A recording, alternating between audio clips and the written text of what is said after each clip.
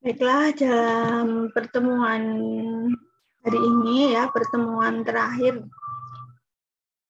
kuliah kimia dasar Fakultas Teknologi Mineral ya, saya akan gunakan waktu ini untuk membahas soal UAS tahun lalu. Dengan tim dosen yang sama, ini ya, ditambah Ibu Tutik Muji ya, jadi ada usulan dari dosen-dosen yang mengajar. Jadi sama semua soal di setiap kelas di Fakultas Teknologi Mineral ini sama. Dari materi yang telah saya sampaikan, baik secara sinkron maupun asinkron, seperti yang tadi termokimia kan secara asinkron ya, kalian saya suruh mempelajari, saya rasa sudah mewakili, sama dengan kalau kita Zoom seperti ini yang akan saya sampaikan juga itu. Nah, tetap pada hari ini saya ada pertemuan tatap muka meskipun dengan media Zoom untuk membahas soal latihan. Ya, untuk kalian berlatih. Baiklah, dari berapa soal ini? Slide-nya jalan ya? Jalan. Halo, sudah jalan ya? Nah, 10 soal ya. Dari 10 soal ini sudah diajarkan semua. Oke, saya langsung mulai saja pada soal nomor 1. Ada logam alkali golongan 1A dan bereaksi dengan halogen golongan 7A membentuk senyawa ionik logam halida. Senyawa ionik logam halida yaitu kalium klorida. Kalium klorida atau KCl. Yang terbentuk dari gas klorin. Nah, jadi gas klorin ini reaksinya Cl2 ini fasenya gas ditambah K karena K logam ya sudah K saja. Membentuk KCl. Setaranya setengah Cl-nya. Ya, Cl2. Setengah Cl2 plus K menjadi KCl. Pertanyaannya berapakah gram kalium klorida ini berapa jika yang bereaksi gas klorinnya itu adalah 5,25 liter gas klorin yang diukur pada tekanan 0,95 dan temperatur 293 dengan kaliumnya 17 gram. Ini sifat ujiannya terbuka, jadi data BM itu bisa dicari dari sistem periodik unsur ya. Di tabel berkala itu ada BM. Nah, yang perlu kamu ketahui bahwa reaksi ini adalah konsep mol kan. Mula-mula reaksi sisa. Ya, saya nggak akan sampai jawaban akhir, saya di sini hanya langkahnya saja. Klorin yang diketahui dalam bentuk volume 5,25 pada tekanan diketahui dan suhu diketahui. Maka kamu boleh menggunakan rumus PV sama dengan N. N-nya kan N mol yaitu ya. RT. P-nya 0,95 atm, P-nya volumenya 5,25 liter, N-nya ini yang ditanyakan, R-nya 0,0821 liter atm per mol Kelvin. T-nya 293 Kelvin. Jadi ketemu mol Cl2. Kamu masukkan ke sini mol Cl2. Kemudian kalium, padatan kalium 17 gram ya kaliumnya, maka mol kalium ya tinggal 17 per BM. BM kalium itu kalau nggak salah 39. Nah, ini berapa taruh di sini. Mula-mula nggak ada. Nah, ini adalah soal reaksi pembatas ya. Ya, ada yang sudah menghitung? Ya sudah, kalau nggak ada yang menghitung nanti silakan ini diselesaikan. Jadi yang jelas yang bereaksi ini berapa, ini mana yang habis dan mana yang sisa. Ingat ada koefisien ini. Ini setengah, ini 1, ini 1. Ada pertanyaan soal nomor 1, paham nggak? Jadi yang satu ini salah satu akan habis, K akan habis, atau Cl2 akan habis. Satu persatu habis, satu berlebih. Gitu ya. Pelajaran stoikiometri. Ada pertanyaan untuk soal nomor 1? Jelas? Jelas, Bu. Kita ke nomor 2. Nomor 2 ini ya, ini adalah koloid ini. Nah, kemungkinan ya gerak-gerak nggak akan keluar karena baru kemarin keluar. Tapi kan di sini saya membahas ya, jadi sifat koloid itu ada koagulasi, ada efek Tyndall, ada gerakan Brown, ada adsorpsi ya. Salah satunya gerak Brown. Nah, kalian tahu bahwa koloid itu partikelnya lebih besar dari larutan dan lebih kecil dari suspensi. Kalau suspensi kan didiamkan, dia akan mengendap, memisah. Kalau larutan nggak akan memisah, dia homogen. Nah, kalau koloid itu tampaknya homogen, tapi sebenarnya heterogen. Air sungai yang kamu diamkan semalaman juga nggak akan jernih atau nggak akan memisah. Kenapa? Karena ada gerakan Brown, gerakan zigzag ke segala arah, sehingga partikelnya itu dapat melawan gaya gravitasi, ya, sehingga tidak mengendap. Ya, jadi gerakan Brown dalam koloid itu ya efeknya stabil, dia nggak akan mengendap begitu. Jadi mungkin ya gerak Brown nggak keluar, mungkin efek Tyndall kamu baca efek Tyndall itu apa? Ya, koloid apa namanya? Koagulasi itu loh, koagulasi itu kan koloid itu partikelnya bisa digumpalkan ya, sehingga air sungai itu dibiarkan semalaman nggak akan mengendap, maka harus digumpalkan. Kemudian koloid yang berupa debu ya, padatan debu di pabrik itu asap, nah bisa diminimalisir limbah asapnya dengan memasang apa? Jadi koloid itu partikelnya bisa dipengaruhi oleh medan listrik ya, atau medan magnet ya. Jadi dia akan menempel di situ. Ya, jadi dibaca teori koloid keluar juga ternyata kan gitu. Sekarang jelas ya itu ya, kalian baca. Sekarang ke soal nomor 3. Nah, ini tentang sifat koligatif larutan ini. Ya, sifat koligatif larutan itu ada 4.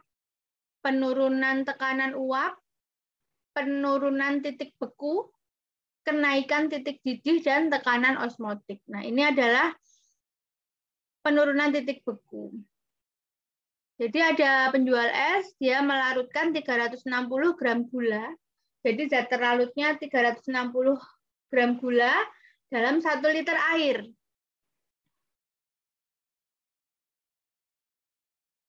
Ya, pertanyaan yang A, persen massa. Persen massa itu mudah ya, persen massa itu hanya yang A. Persen massa gula, yaitu tinggal massa gula per massa total. Karena persen ya dikali 100%. Massa gulanya tahu, 360 gram. Nah, pertanyaannya adalah massa total. Massa total itu apa? Total itu gula plus air. Oke, gulanya 360. Lah airnya? Airnya kan 1 liter air. Kok volume? Padahal kan massa. Nah, ada data apa ini? Ada data rho atau massa jenis. Massa jenisnya 1 gram per mililiter. Ya, 1 gram per mililiter atau jadi liter ini kamu jadikan mililiter nih, 1000 mililiter kali 1 gram per mililiter ya. Ini satuannya gram per mililiter, ini mililiter. Nah, jadi massa airnya 1000, massa gulanya 360. Nah, gini. Paham untuk A? Jadi jawabannya 360 per 1360 kali 100 gram. 1000 gram ya massa airnya karena volume 1 liter dengan massa jenis 1 gram per mililiter. Untuk A, paham ya? Sekarang yang B. Yang B fraksi mol gula atau X gula.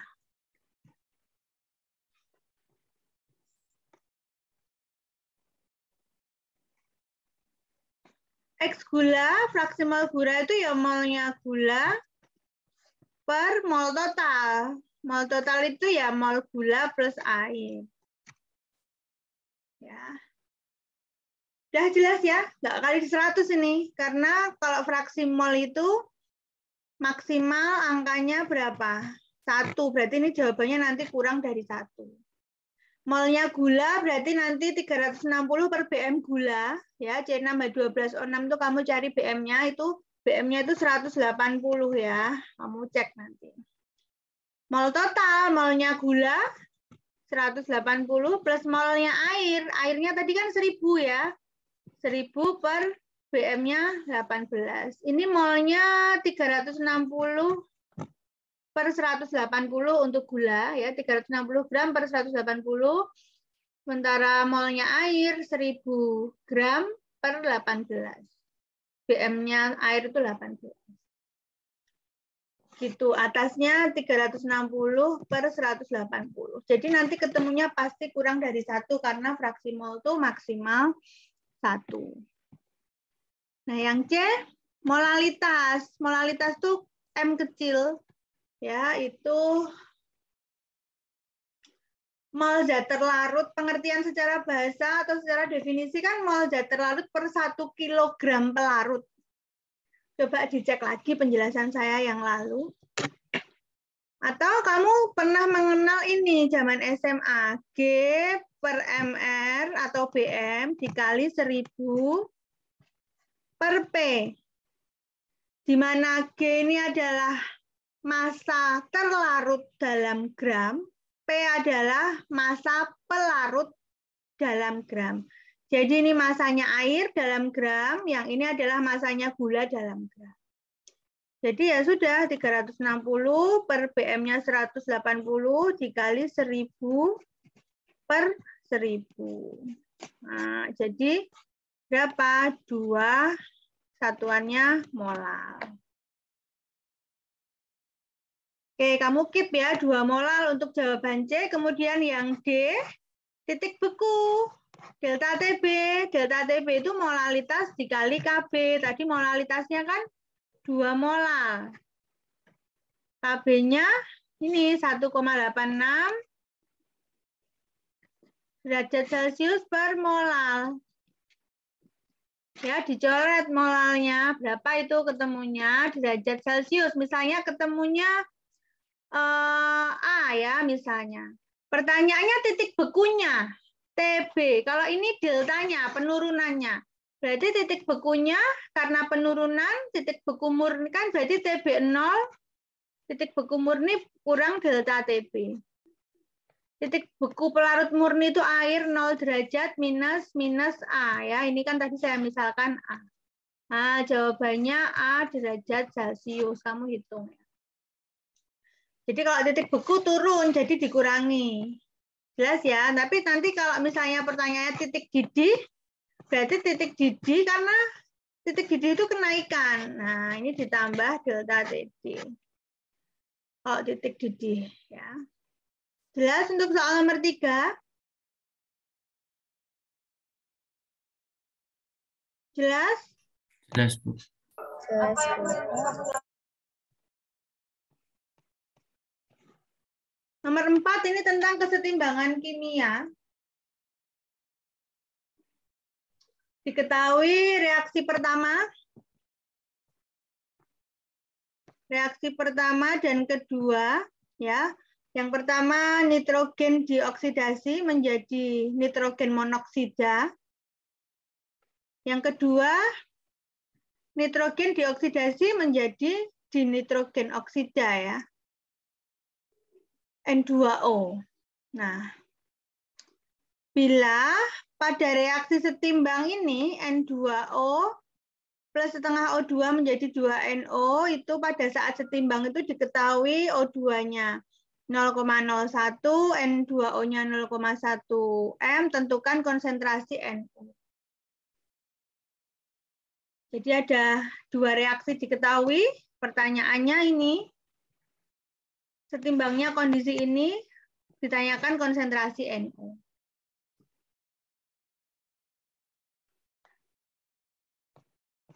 Jadi kamu lihat KC1, ya ini reaksi 1 berarti KC1. KC1 berarti kamu perhatikan reaksi 1 itu kan konsentrasi kanan pangkat koefisien per konsentrasi kiri pangkat koefisien. Ini ya KC1 4 kali 10 pangkat min 3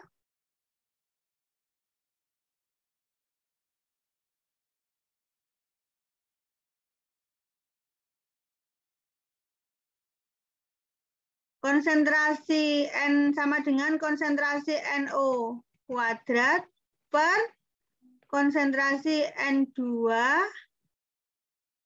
Konsentrasi O2-nya berapa? 0,01.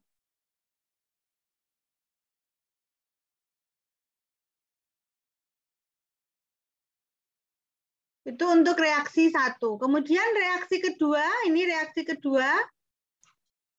KC2 sama dengan, kamu perhatikan reaksi kedua, N2O pangkatnya 1 per N2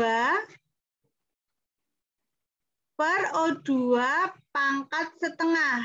Nah, perhatikan ini ya, O2-nya pangkat setengah. Kamu masukkan berarti 2,5 kali 10 pangkat min 2 sama dengan konsentrasi N2O per konsentrasi N2, konsentrasi O2-nya 0,01 pangkat setengah.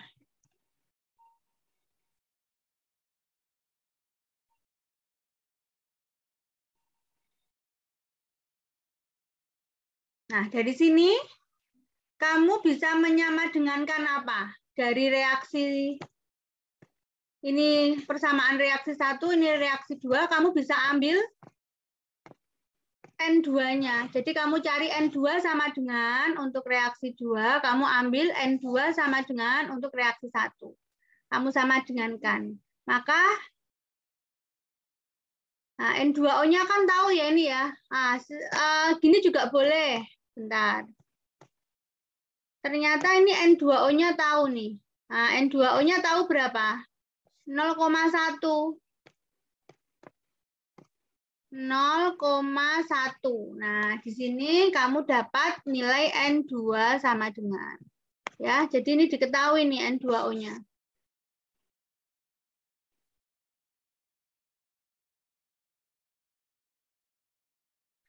Nah, N2-nya dapat ya, N2 dapat masuk ke sini, ketemulah konsentrasi NO.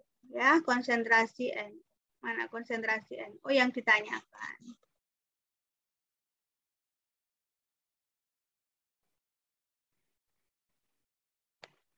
Itu ya, jadi dasarnya adalah kesetimbangan konsentrasi. Soal nomor 5 masih kesetimbangan konsentrasi ini. Jadi, perhatikan soal nomor 5. Ini diketahui pada suhu T1, K-nya K1. Nah, katakanlah gitu. Reaksinya ini CO plus H2O menjadi CO2 plus H2. Reaksinya itu. Pada saat setimbang tuh diketahui konsentrasi C, H2O, CO2, H2 itu sama-sama 4 mol. Kemudian ternyata suhu dinaikkan, naik menjadi T2. Naik itu artinya T2 lebih besar dari T1 karena kata-katanya dinaikkan. Nah, ternyata KC pada T2 itu nilainya 25% atau 25/100 dari KC1. Nah, jadi KC2 sama dengan 25/100 kali KC1. Pertanyaannya, yang A reaksi ekso atau endo? Nah, pakai apa ini?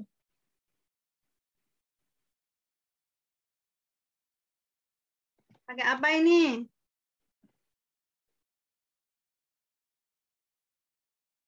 Ini pakai rumus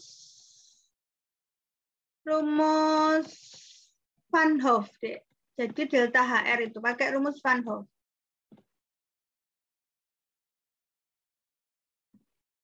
Saya bukakan dulu ya rumusnya.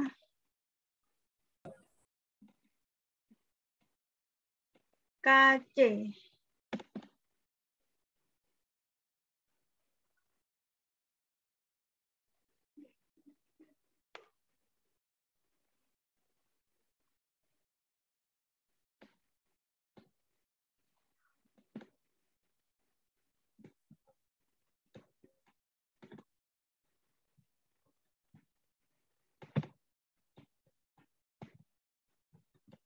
Jadi diketahui nilai KC1, KC2-nya berapa jika diketahui 25%.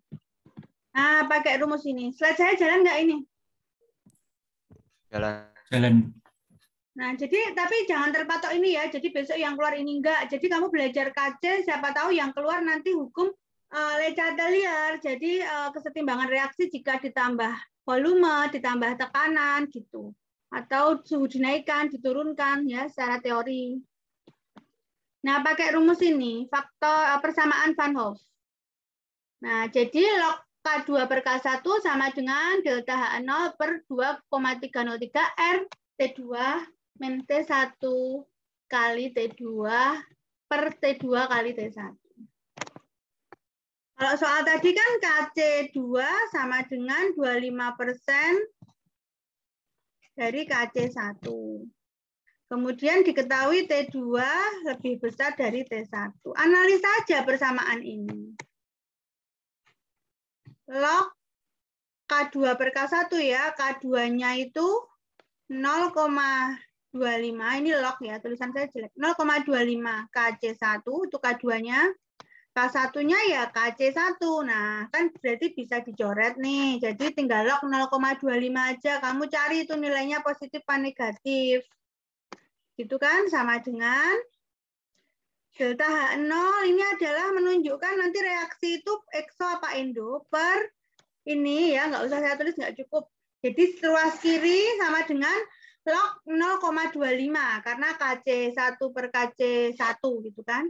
Terus delta H0 ini biarkan delta H0 per 2,303 kali R. R-nya satuan Joule per gram mol. Jadi R-nya pakainya yang 8,314 Joule per mol Kelvin. Nah, ini hasilnya positif apa negatif tadi? Log 0,25 itu kamu cek.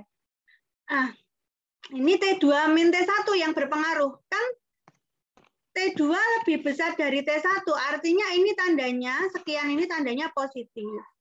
Nah, tinggal ini tadi log 0,25 itu positif apa negatif.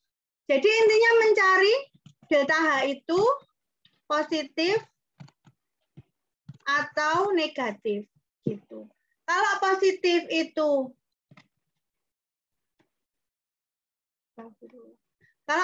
itu endo,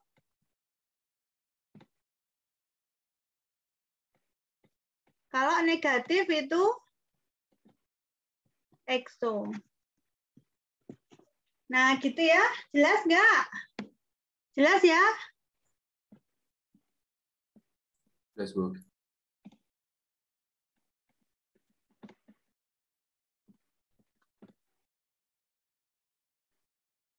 Nah, berarti kan sudah tahu delta H-nya. Kemudian tentukan susunan kesetimbangan yang baru pada nilai KC yang baru itu. Kemudian soal nomor 6. Jalan nggak slide saya? Turun ke soal nomor 6. Jalan, Bu. Soal nomor 6. Bahan aktif aspirin atau asam asetil salisilat, berarti itu kalau diketahui nilai Ka, artinya dia asam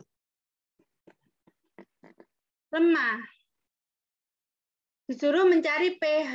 Nah, pH asam lemah akar Ka kali Ma. Ya, Ka-nya tahu. Nah, masalahnya Ma. Ma itu apa toh? Konsentrasi itu kan satuannya mol per liter. Nah, diketahui 0,32 gram. Jadi kamu jadikan 0,32 gram itu menjadi mol per liter. Ya, ini volumenya 250. Jadi sama dengan 0,32 per BM-nya aspirin, silahkan dicari, itu kan jadi mol. Per ya, massa toh ini massa per BM kan jadi mol. Kan harus mol per liter. Nah, liternya ini 250 mili kamu jadikan liter. Nah, ini adalah konsentrasi asamnya, kamu masukkan ke sini. Udah ya, nah ini soal mengenai bab asam basa, penyangga, hidrolisis yang keluar asam lemah. Nah, mungkin besok yang keluar bukan asam lemah lagi, tapi basa lemah atau buffer, ya, buffer atau penyangga atau hidrolisa. Ya, jadi kamu ya belajar itu merembet gitu loh. Ini kan saya asam lemah. Nah, kamu merembet. Kalau soalnya besok ternyata basa lemah gimana? Toh juga ini yang lalu loh ya, tapi saya akan kabarkan apakah open ataukah close. Ini sih bukunya terbuka. Slide saya jalan ya? Jalan. Ini bukunya terbuka ya. Jadi ya, yang jelas kamu paham lah ini masuknya apa, kategori soal apa gitu. Soal nomor 7 ini masih di bab asam basa dan kesetimbangan kelarutan. Ini adalah tentang KSP. KSP ini ya, KSP coba kamu cek ini.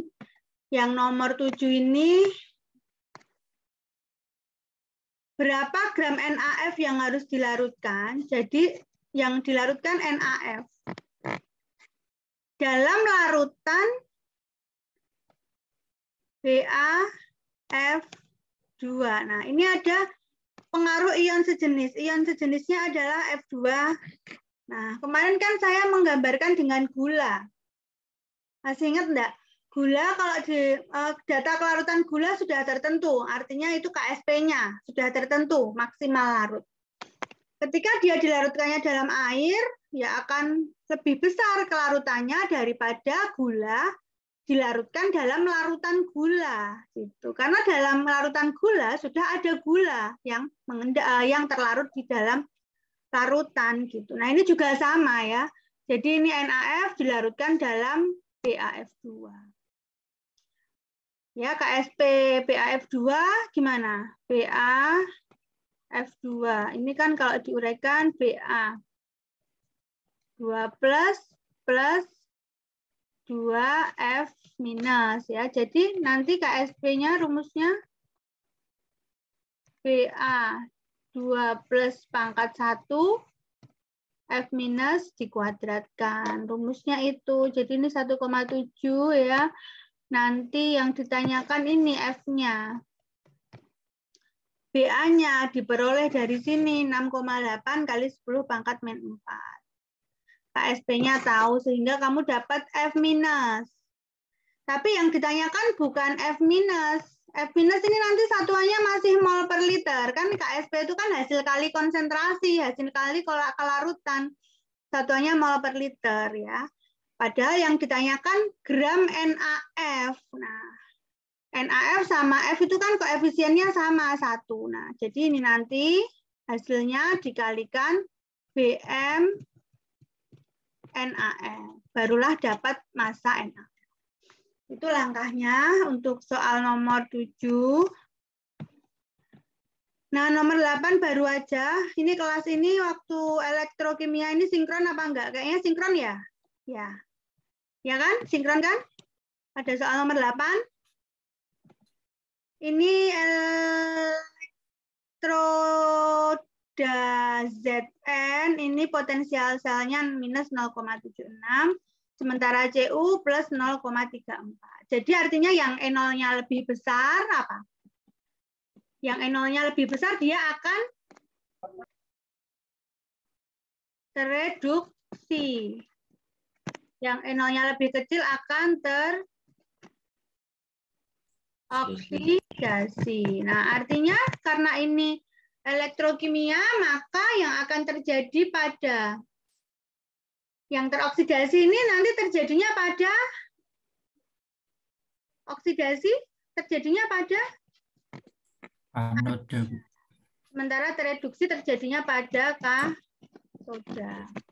Suruh menulis reaksinya, ya pasti bisa ya. Tulislah diagram selnya, ya pasti bisa. Dicek lagi kemarin.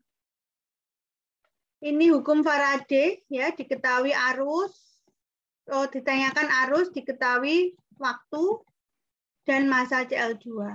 Silahkan ya, baru kemarin dicek. Nah, ini yang tadi kalian ajarkan untuk belajar mandiri mengenai termokimia. Slide saya masih jalan ini? Jalan? Nomor 10. Masih, Bu. Masih, Bu. Ini akan saya bahas yang ini. Jadi ini adalah hukum Hess. Tadi kamu beneran mendengarkan nggak video yang saya berikan? Mendengarkan. Ini kamu setarakan. Nah, yang disetarakan apanya dulu nih? O-nya ya, O-nya. Oh, C-nya dulu nih. C-nya kan di sebelah kanan 2. Jadi ingat, yang pertama kalian lakukan adalah reaksi yang ditanyakan. Kan reaksi yang ditanyakan ini, yang paling atas. Itu harus setimbang dulu. Supaya nanti kamu menyesuaikan reaksi-reaksi yang diketahui ini menjadi seperti reaksi yang dimaksud. Gitu. Jadi langkah awalnya reaksi ini harus setimbang. Ya, C sebelah kanan 2, maka sebelah kiri kamu kalikan 2.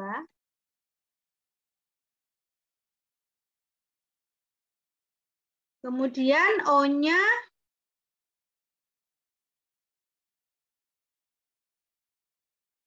gimana ini menyetarakannya?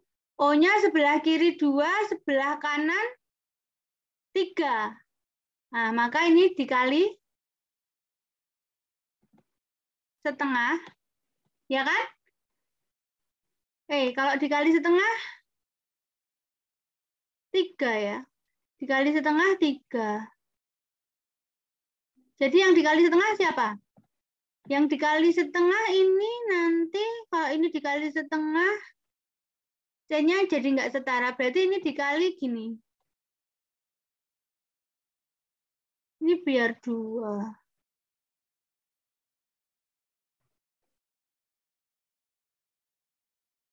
Gimana nih menyetarakannya? Ayo kita berpikir bersama nih.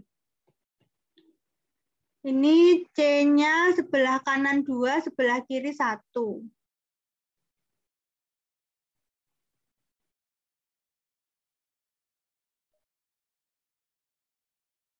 Misalnya ini 2, berarti di sini 3.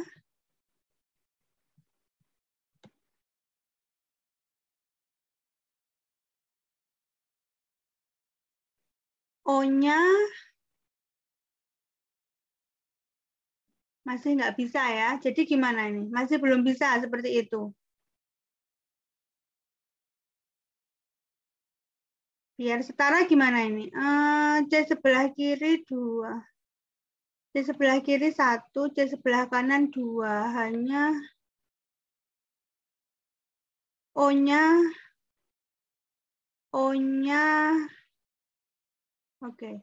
O-nya sebelah kanan 3. Oke, berarti ini 3 ya. Tadi udah nyoba belum? Ini 3. Karena sebelah kanan O-nya 3.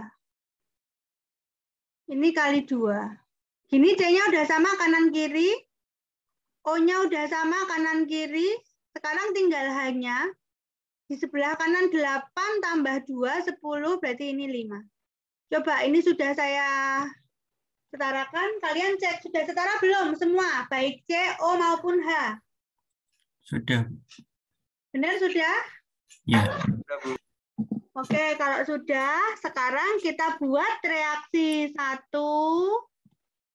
reaksi kedua, reaksi ketiga, dan 4. Kita susun sedemikian hingga menjadi seperti ini. Jadi kamu fokusnya Ini dulu memang. Nah, kita lihat reaksi 1 itu ada CO. Oke, reaksi. Nah, kita apa mau nyoba ke reaksi 2 dulu saja. Karena kenapa? Karena di reaksi 1 ada CO, di reaksi kedua ada CO. Jadi mending yang nggak double itu CO2 nih. Nah, ini CO2. Oke, yang kita tuju adalah reaksi yang ditanya. Reaksi yang ditanya itu CO2-nya 1 di sebelah kanan. Nah, maka artinya reaksi kedua ini tetap. Kan sama, CO2 1 di sebelah kanan, maka tetap. Kalau tetap berarti nilai delta H-nya juga tetap. Sebesar minus 393,51 kJ per mol. Oke, reaksi 2 sudah. Kemudian fokus yang H2O adanya ada di reaksi 3 tok. Ya toh, H2O yang ditanya adalah di sebelah kanan sebesar 1 H2O. Di reaksi ketiga, H2O juga berada di sebelah kanan dan jumlahnya 1. Maka reaksi ketiga ini juga tetap, nggak diapa-apain.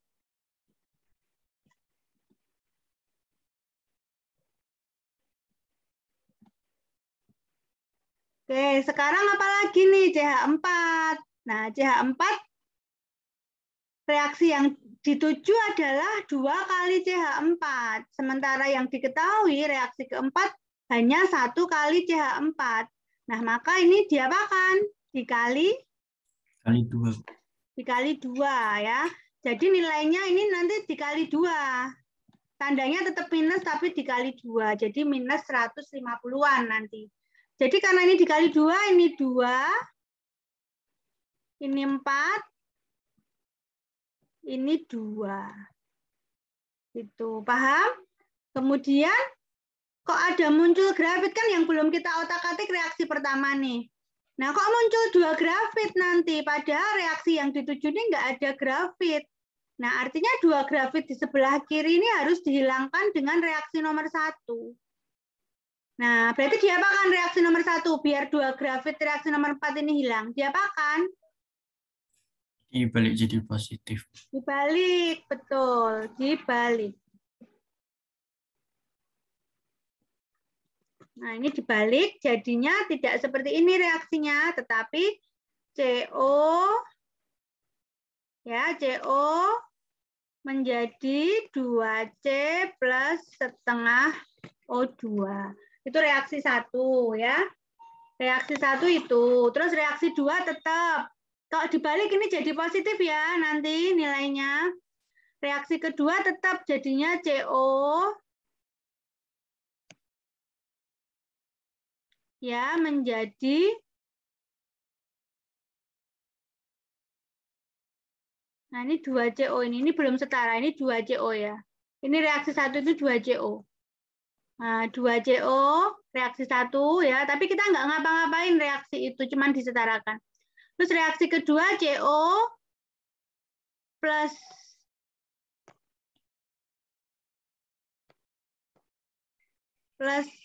setengah O2 menjadi CO2. Ya ini tadi 2CO karena disetarakan aja. Dengan tandanya berubah jadi positif. Reaksi kedua tetap, berarti H2 plus setengah O2 menjadi H2O. Yang reaksi ketiga tadi apa? Dikali 2 ya, berarti 2C plus 4H2 menjadi 2CH4. Nah, ini kamu sederhanakan ya. Ini C-nya di sebelah kanan hilang sama sebelah kiri. Ya, ini setengah O2-nya hilang ya. Ini hilang habis, yang ini hilang ya, ini mestinya ya. Mestinya nanti hilang. Kamu setarakan aja. Ini CO-nya 2CO sama 1CO nanti jadinya 3CO ini. H2-nya ini 4H2 sama 1H2 jadinya 5H2. Ya. Nah, CH4-nya ini di sebelah kanan 2CH4. CO2-nya ini. Nah, H2O-nya ini. Nah, jadi sudah sesuai. Kemudian delta H-nya tinggal dijumlahkan saja. Yang reaksi 1 tadi dibalik, reaksi 2 tetap, reaksi 3 tetap, reaksi 4 dikali 2. Terus tinggal dijumlahkan. Seperti itu. Ada pertanyaan? Ada pertanyaan? Aman, Bu. Enggak ada, Bu. Kalau tidak ada, berarti saya sudah selesai menjelaskan seluruh materi kimia dasar. Saya akhiri dengan latihan soal UAS.